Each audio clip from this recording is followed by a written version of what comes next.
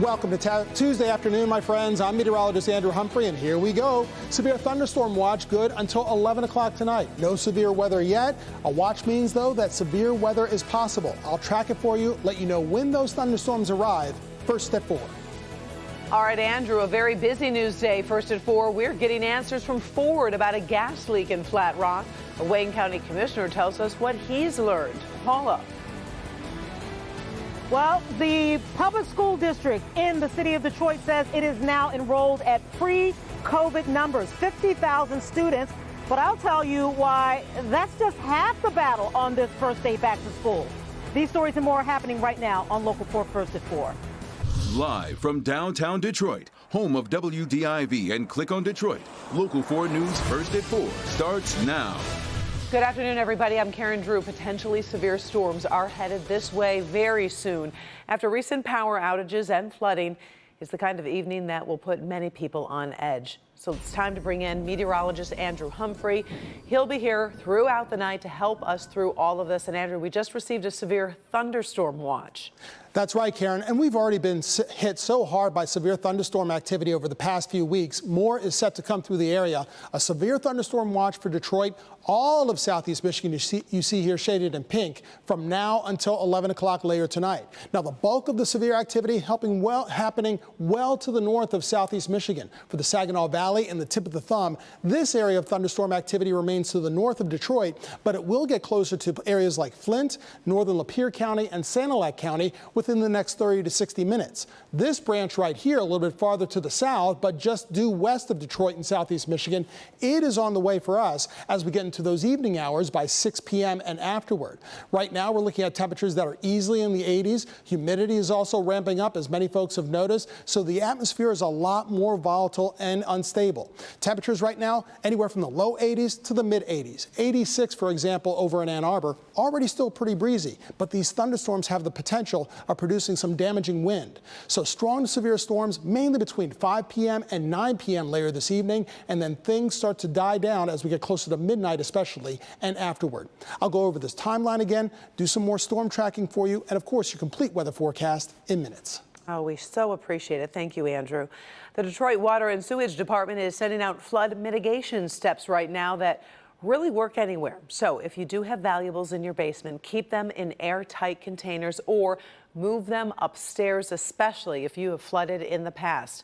Check basement drains to make sure they're not clogged. Clean your gutters and help any neighbors who can't do it themselves. We did post more steps on the homepage at clickondetroit.com. Flat Rock residents are expected to pack a city council meeting tonight over concerns about the gas leak near Ford's assembly plant. Strong fumes from the gas that contain highly flammable and toxic benzene were noticed last Monday. 1,100 homes are being asked to evacuate in the area of concern. We're told fume levels are down today. Ford is providing $1 million to help put people up in hotels and help with the cleanup process. A Wayne County commissioner says Ford has not answered all of his questions about the leak, but progress. What I do appreciate is the feds, the state, the county, and the locals all working together, and that's a good thing. Local 4 defenders spoke today with a young mom scrambling to evacuate her home. You'll hear what she has to say when you join us at 5. Police need your help finding the man accused of breaking into a Southgate restaurant. I want you to take a look at the surveillance photos. It happened about 2 o'clock this morning at the Southgate Grill on Eureka Road near Dix Toledo Road. Investigators say the suspect actually used one of those landscaping rocks to break that window. You can see the shattered glass on the ground. You can also see the man carrying the register in his arms. We're told he got away with an unknown amount of cash. If you happen to recognize this guy, call Southgate Police. We do have the newest numbers on COVID cases in Michigan, and one source is reporting a big national milestone as well. First, Michigan has reported more than 6,300 cases of COVID over the past 4 days. That's a daily average of about 1,500. We've also lost another 29 to the virus, including 10 people identified through a records review. Also today, Johns Hopkins University reporting 40 million Americans have now contracted the virus.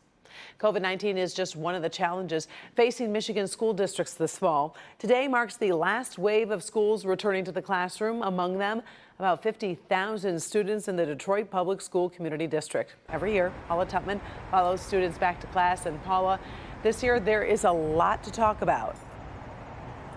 Yeah, there really is, and it's an exciting year. That number you said, 50,000, by the way, that is a pre-COVID enrollment number. The question is, did all of those students actually show up to class today? Hopefully they did, because there were some very special, wonderful moments.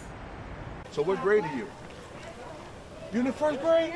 Well, welcome to Priest. It's so good to meet you. It was these precious moments happening in front of Priest Elementary and Middle School on Detroit's west side this morning. We're off to see the teachers, the wonderful teachers of Priest. And of course, his name is Mr. Rogers. Lots of concerned parents who are releasing their treasures into the care of the Detroit Public Schools Community District, especially for those first-time students. And because of COVID protocols, these parents have had to leave their children at the front door. Look, you got to trust us. You trust us when your kids are here all 3:30. You're going to be fine. For Eric and Rose, with 9 children going back to school, excitement and real fear. This new virus that's coming out. They say the littler ones are catching it more than the elders, so I'm more worried about my little ones than I am the elders, because the elders already got their vaccination. The district says it now has 50,000 students enrolled and is at pre-COVID levels. Now, that's important when you consider the 70% chronic truancy rate in this district last year. What has to happen now is these students now have to show up in person. And of course, there's excitement to have a somewhat return to the traditional first day of school for this district.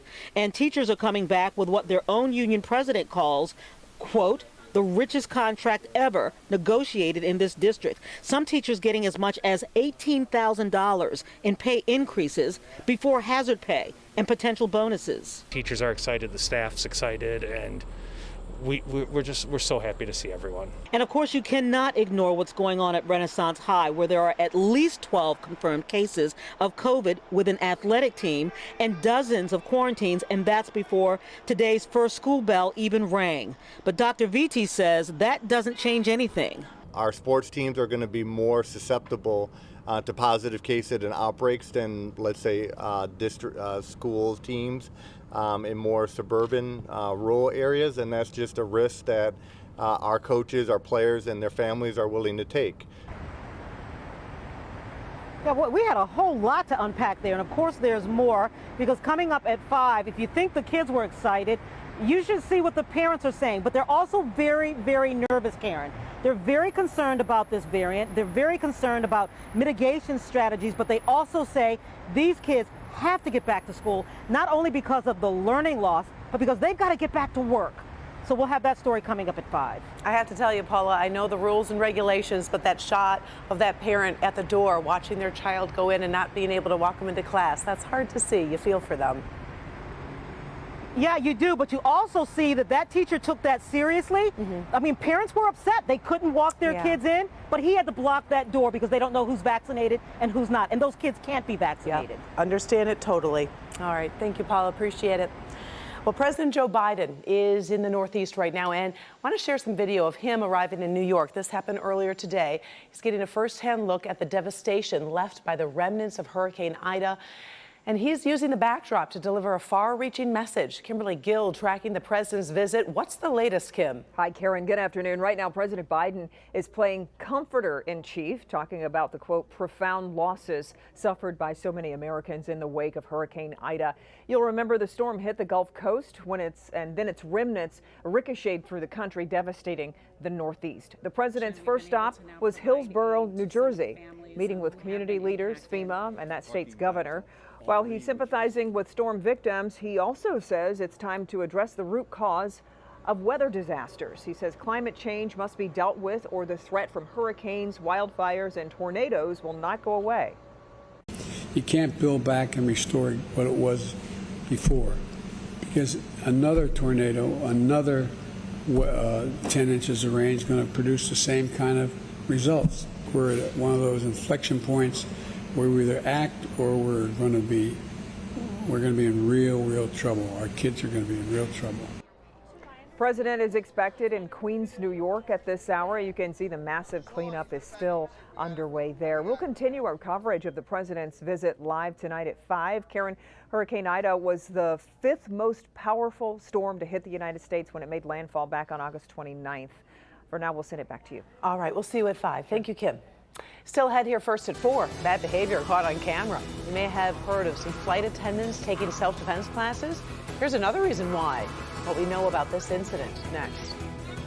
And now that marijuana use is legal in Michigan, what about the potential impact on your health? New research about pot, young adults, and heart attacks. We've got that story in Good Health. But before we go to break, we want to pause for a moment to mark the 20th anniversary of 9/11. It's coming up in just a few days. All week long, we're remembering those we lost and the Michigan families impacted by the attacks.